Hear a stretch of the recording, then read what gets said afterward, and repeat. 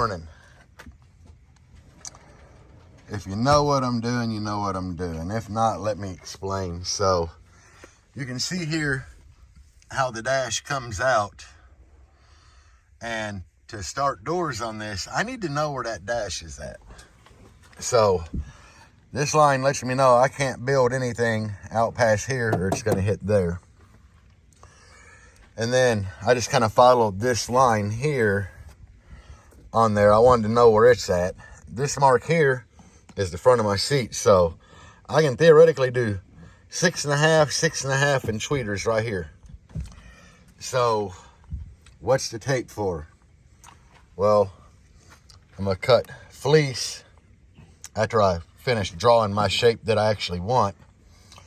I'm just gonna cut fleece and lay resin on here with a paintbrush and basically take, not fleece, but my chop mat and lay it down about yay thick on top of this tape. That way I can peel the tape off.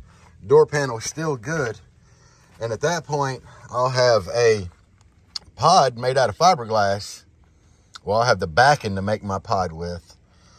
But it'll just literally put screws through the back side of this panel in different areas to hold it with the speakers in it.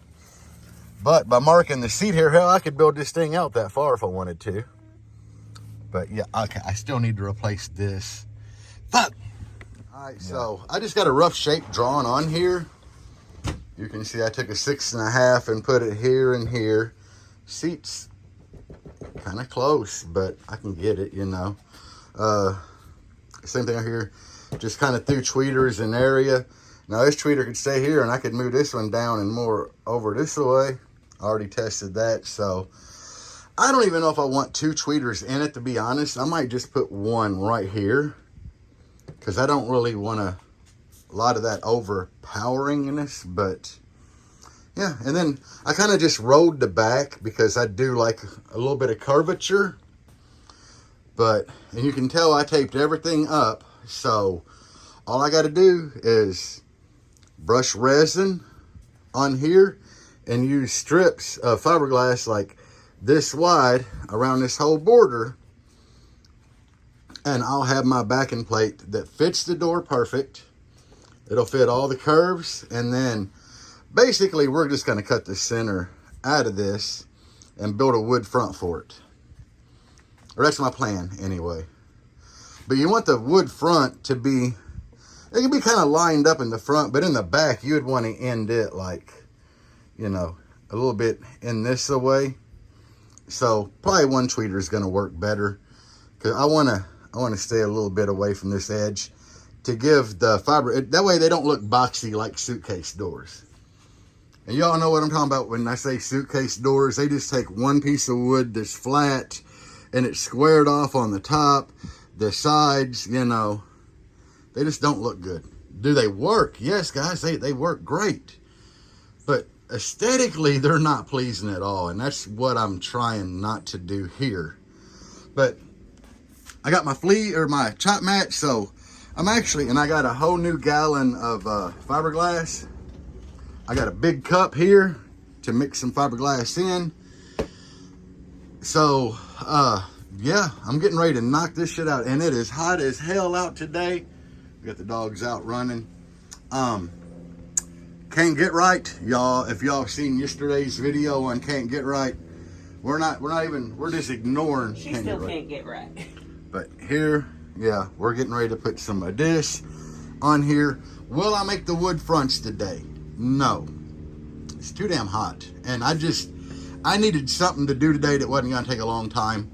And I needed to start these doors. But this is an introductory for you guys that don't know how to do this, to show you how to do it.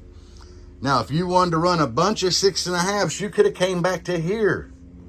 Like, you got all this room down here on your factory door panel that you could have did things. You could have a tweeter in between that one, and so on if you want to. But I'm just showing you guys how to start this. I'm doing it on a smaller scale because I don't need to do the whole damn door. But this is kind of how you start it. Once we make this back plate, that'll fit the door perfectly, you build up from it. And I have other videos, like when I did the Blazer doors, I already had the back plate from the old build.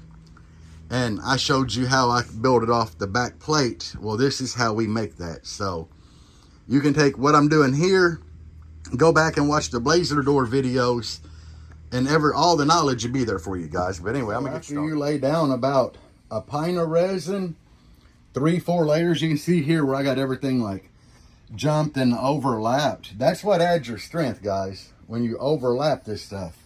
You see a lot of places I overlapped it, and that's what you want. Now, my hardener ratio, this shit come with a card, you know, and they tell you how much percentage of hardener to use, but it don't tell you anything like weather conditions. It just gives percentages. So it's all a gamble. I went a little easy on the catalyst or hardener, whatever you want to call it, because it's humid as shit today and it's hot.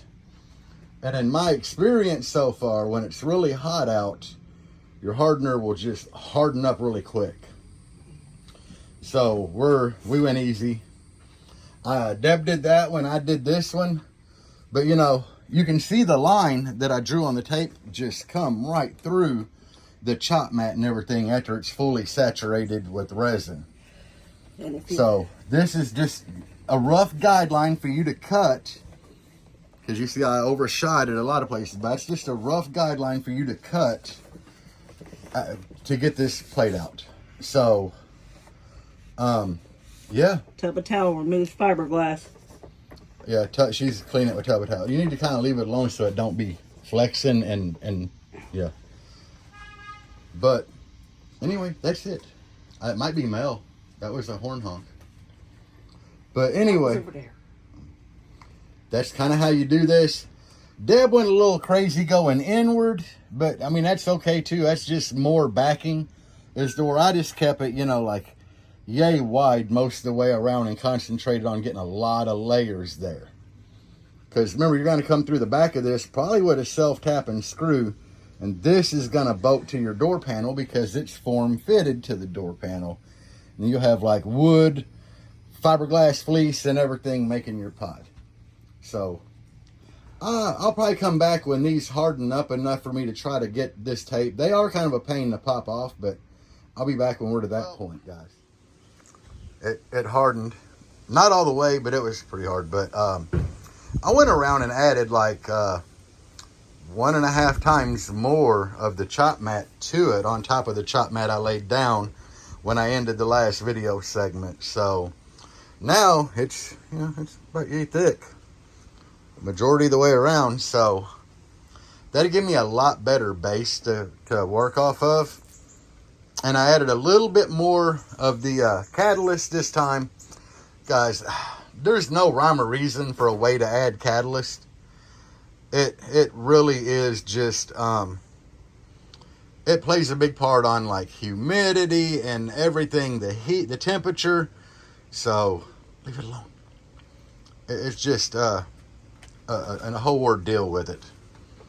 But yeah, now I'm gonna let it harden.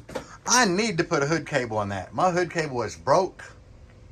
I need to do the hood cable, but it's warm outside today. I don't feel like screwing with it, really. I don't feel like being out there in the heat today. I mean, I know I need to be in the heat doing things because there's just a lot more stuff I have to do, but I'm not feeling it. I ain't even touching that thing today. But all right, at some point, this is going to harden enough for me to peel it off. Quick detour while we're waiting on fiberglass to cure all the way. That's what happened.